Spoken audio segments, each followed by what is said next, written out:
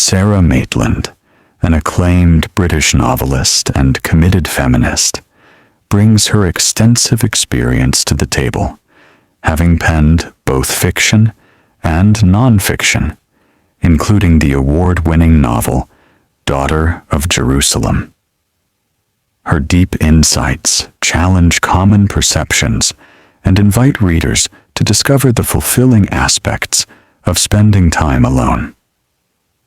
How to Be Alone is perfect for those intrigued by sociology and human behavior, as well as individuals who feel daunted by the prospect of solitude. Maitland's narrative encourages us to view being alone as an opportunity for personal growth and self-discovery. Tune in to unlock the joys and advantages of mastering the art of being alone, guided by Sara Maitland's expert narrative. Embrace the quiet, discovering the strength in solitude. Consider a neighbor who enjoys long walks alone and prefers the company of a good book over a loud party.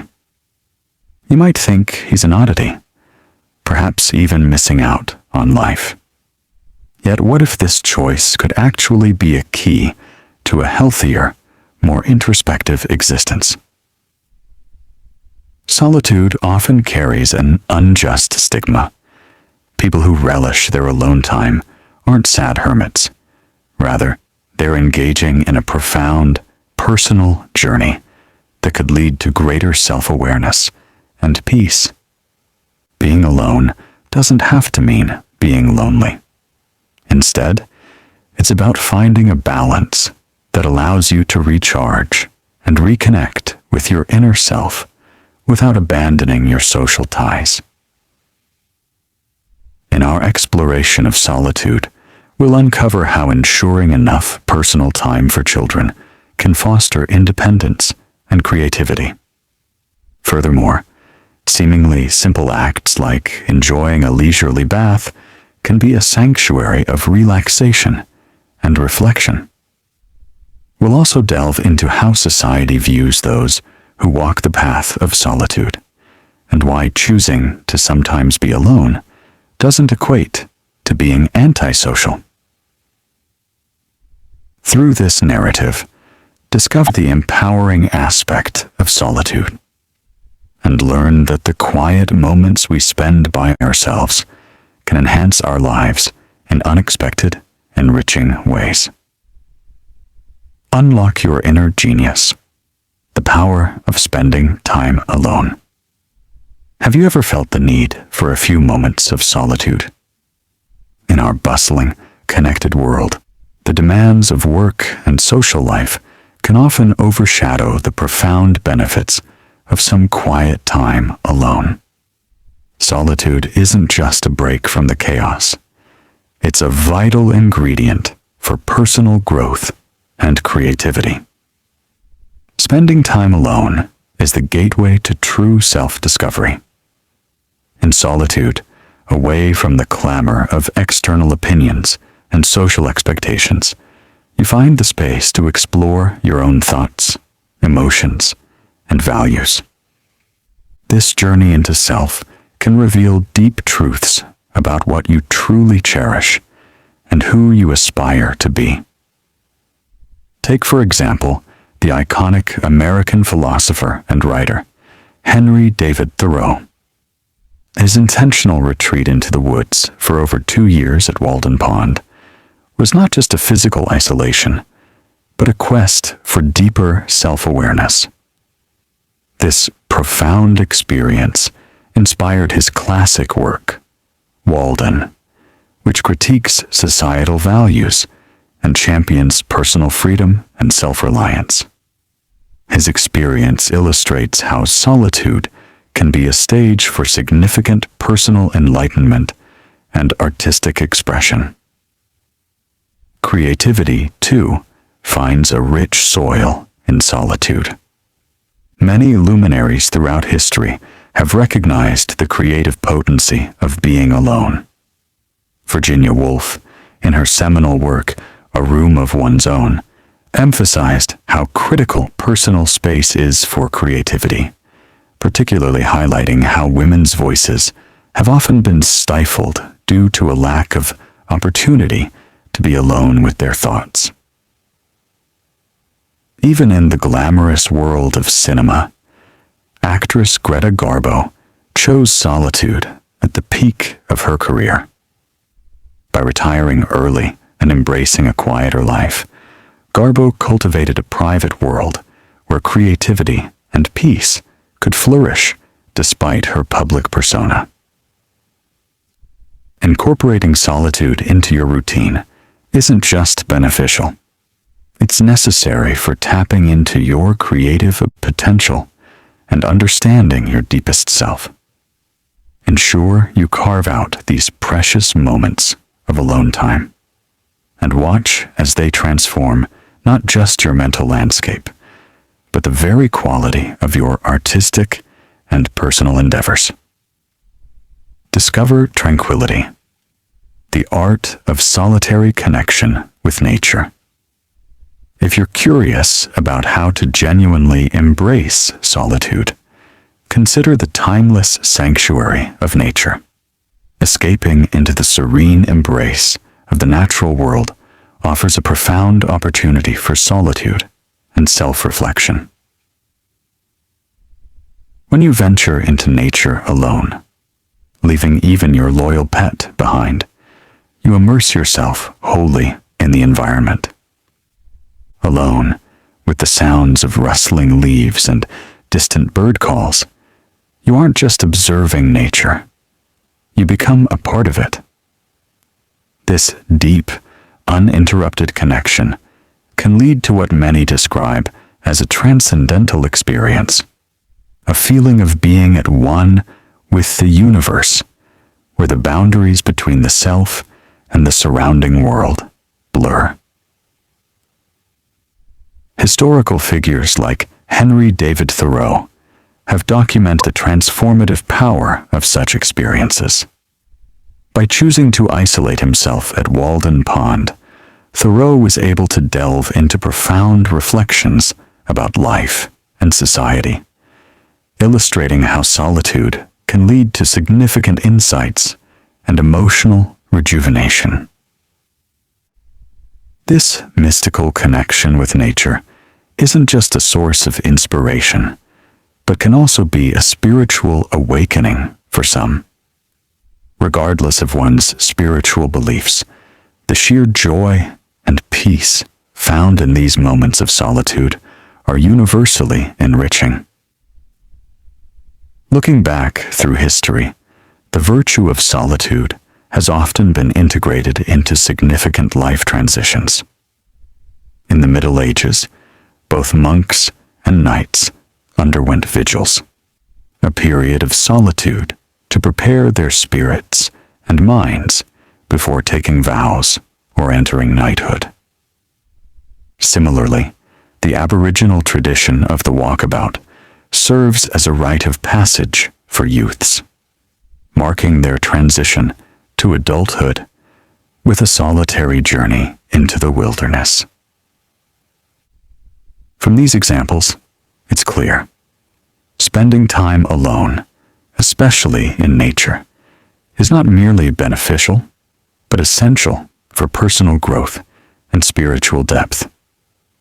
As we continue exploring the nuances of solitude, we'll also confront the paradox of how society often misjudges those who seek solace in being alone, labeling them as outcasts or misfits.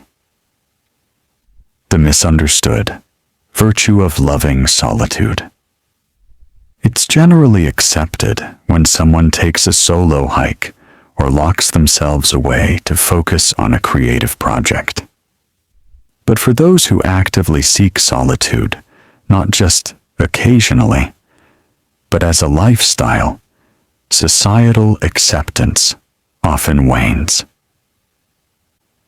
In an era that celebrates individuality, where personal expression through fashion, tattoos, and lifestyle is often applauded, it's paradoxical that choosing to live a solitary life can evoke suspicion and judgment. Why is this the case when autonomy and personal choice are supposedly valued?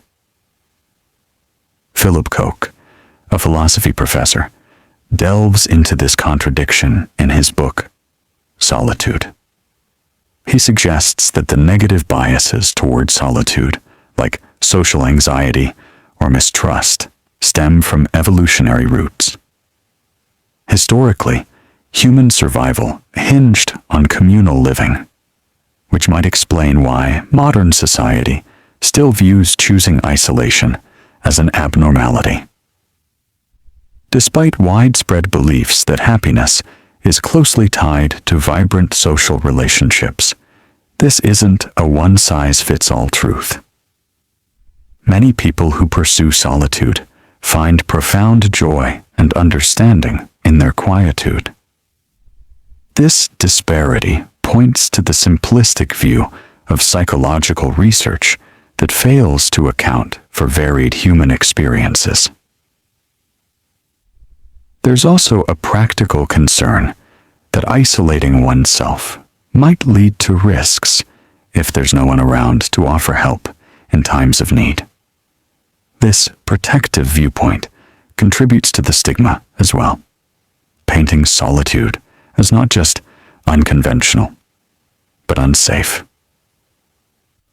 These societal views, however, shouldn't deter those who feel called to explore the path of solitude. Embracing periods of solitude can lead to unparalleled personal growth and self-understanding that the noise of society often muffles. If you find solace and clarity in being alone, remember that these moments are not just a retreat from the world, but a deeper engagement with your own life. Rather than bowing to societal pressures, honor your need for solitude as a valid and valuable part of your journey to personal fulfillment. Embracing solitude, confronting and overcoming the fear of being alone. Are you intrigued by the idea of embracing solitude? Or perhaps finding yourself suddenly alone and uncertain about navigating this new territory? Whatever your circumstances, learning to be comfortable in your own company is both possible and deeply enriching. The first step in cultivating a healthy relationship with solitude is to acknowledge and face any fears you might have about being alone. Often, a professed desire for solitude masks underlying anxieties. Perhaps you find yourself endlessly busy or react negatively when others find happiness in their lone moments. To ease into solitude, start with manageable moments of alone time. For instance, choose a bath over a shower, allowing yourself to fully experience and reflect on the solitude of the moment. Another approach is to practice mindfulness about your solitude while in public spaces, such as while shopping or on public transit, observing your feelings and thoughts when you're alone in a crowd. Understanding that solitude is neither dangerous nor inherently negative is crucial. Historical examples underscore its benefits. Anthony the Great, the pioneer of monasticism, thrived both mentally and physically after 2 decades of isolation. His profound peace and health after years of solitude inspired many to follow his path. Jetsunma Tenzin Palmo, a British-born Tibetan Buddhist nun, also exemplifies the vitality that can come from profound solitude. After spending 12 years in solitary retreat in a Himalayan cave, she emerged healthy and spiritually enriched, with a renewed capacity to connect with and inspire others. By gradually exposing yourself to solitude and reflecting on these positive examples, you can transform any fear into a fruitful embrace of alone time. With patience and practice, solitude can become a cherished space for growth and self-discovery. deepen your solitude, from daily moments to solo adventures. Now that you see the value in solitude, you might wonder how to integrate meaningful alone time into your hectic life. Fortunately, there are straightforward methods to enhance your solitary experiences, even within a busy schedule. Start by reflecting on solitary activities you already enjoy. Common pursuits like reading, watching films, or listening to music, while enjoyable, might not offer true solitude since they involve engaging with others' ideas and expressions. Instead, these activities can sometimes serve as a distraction from deeper self-reflection. To truly embrace solitude, consider more introspective activities. Taking walks in nature, for instance, is not only free, but also immensely beneficial. Solo walks offer the perfect opportunity to meditate on personal thoughts, engage with the environment, and grow comfortable with being alone. Running, similarly, can transcend being just physical exercise and become a meditative practice that fosters a deeper connection with oneself and the surrounding nature. It's an excellent way to sync your physical and mental states, opening doors to self-awareness and inner peace. As you grow more accustomed to these shorter solitary practices, you might feel ready to challenge yourself with a solo adventure. This could be anything from a weekend camping trip, a solo journey on a boat, or even traveling alone to a new country. These experiences are not just about enjoying solitude, but also about pushing your boundaries and learning from the challenges and joys of being on your own. Consider carefully what might excite and challenge you, and plan a solo adventure that feels both safe and fulfilling. Such experiences are not just escapades. They are profound learning opportunities that encourage self-reliance and personal growth. As you expand these periods of solitude, don't be surprised if you find yourself lost in daydreams. These are a natural part of the solitary journey, as we'll explore in the next segment. Rediscover joy through the power of reverie in solitude. Reflecting back on childhood, do you recall countless hours spent in the embrace of your imagination? These moments of solitude often provide pure joy, a state of being that we gradually move away from as we grow older. The tranquility felt during these early years can be attributed to the concept of reverie, a form of active imagination that can recreate the intimate, blissful experiences of solitude. Psychologist Donald Winnicott has explored how our early childhood experiences shape our ability to enjoy being alone. As infants, once our immediate needs were met, we felt secure enough to mentally and physically explore our environment. This form of safe solitude is deeply ingrained in us, offering both comfort and stimulation through our own thoughts and fantasies.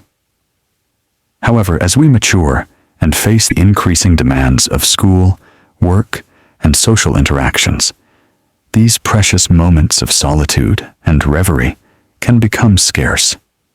The pressures of adult life often diminish our natural capacity to find peace in solitude, making it a challenge to reconnect with that profound sense of security and joy.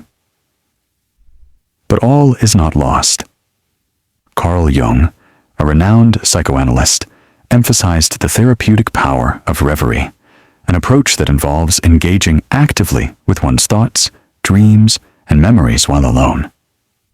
Jung practiced this himself and encouraged his patients to do so as a pathway to understanding and happiness. By recording these thoughts, he was able to analyze the emotional significance of each, discovering that many of his contentments were linked to solitary moments from his childhood. Jung encouraged his patients to cultivate solitude as a space to reconnect with these childhood joys, to experience the profound security and happiness that comes from engaging with one's deepest self. While we cannot go back and change our childhoods, we can reintroduce ourselves to the practice of solitude and reverie as adults. By fostering this connection, we not only reclaim a piece of our lost youth, but also offer ourselves a sanctuary where creativity, contentment, and contemplation can flourish.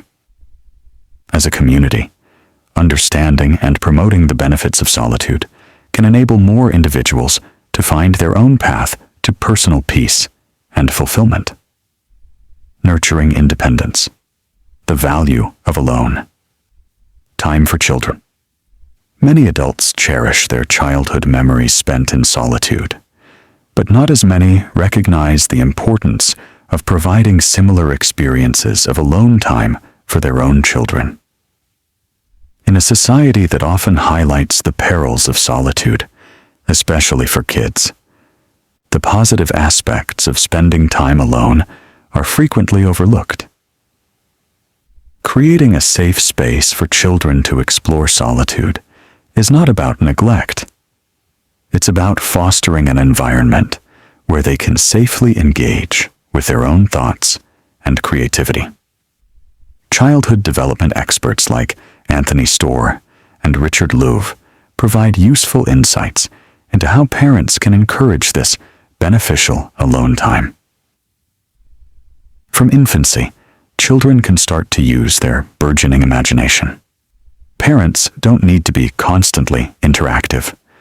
When infants are held, they often enjoy simply looking around, exploring the world with their eyes, which can be their early experience of safe solitude.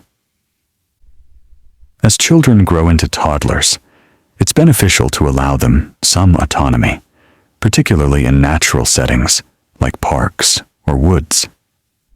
Under careful supervision, these experiences can be liberating and instrumental in developing their sense of independence and creativity. They learn to navigate the world, make decisions, and understand their capabilities and limits.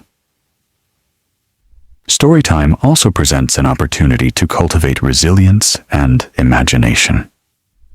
Rather than shielding children from stories that might contain elements of danger, allowing them to hear tales where characters face and overcome challenges alone can be empowering. Classic fairy tales, such as The Snow Queen, often involve young protagonists who must rely on their wits and courage to conquer adversities.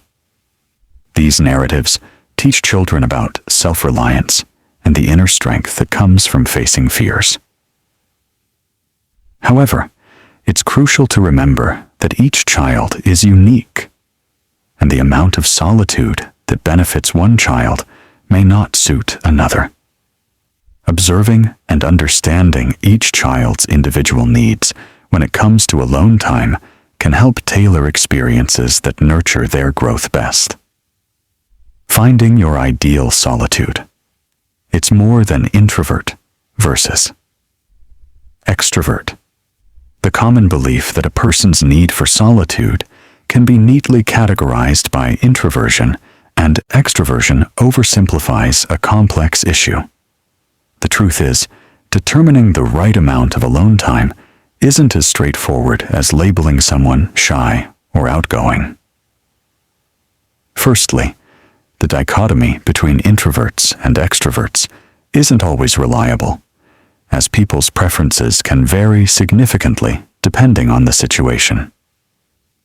Asking someone if they enjoy parties might not yield a clear indicator of their social preferences, as their answer could depend on the nature of the party or who is attending.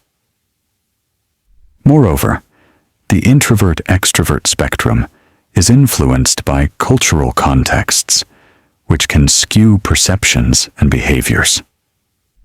introverted qualities may be more esteemed in societies like Japan, whereas extroversion might be more celebrated in the United States.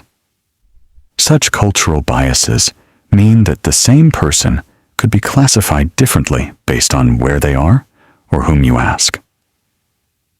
The reality is that personality traits exist on a broad spectrum, and trying to pigeonhole everyone into one of two categories misses nuanced variance in human behavior.